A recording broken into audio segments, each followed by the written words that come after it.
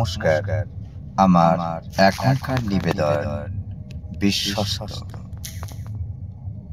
এমন একটা মানুষ থাকে যাকে বিশ্বাস করা যায়, যার কাঁধে মাথা রেখে দুঃখের দিন কাঁদতে পারা যায়, আবার আনন্দে হাসতে পারা যায়। নির্দ্বিধায় তাকে মনের সব কথা বলা যায়। তবুও তার সাথে জীবনের বাকি পথটুকু চলা হয় না, একটা দূরত্ব থেকেই যায়। অধিকার জিনিসটা খুব অহংকারী।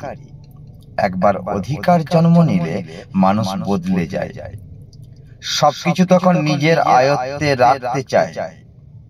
তখন আর সে মন পড়তে পারে না।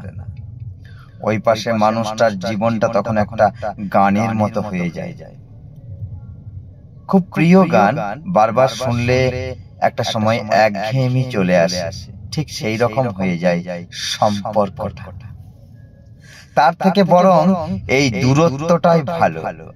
বদলে যাওয়ার ভয় নেই, হারিয়ে ফেলার ভয় নেই, ছেড়ে যাবার ভয় নেই।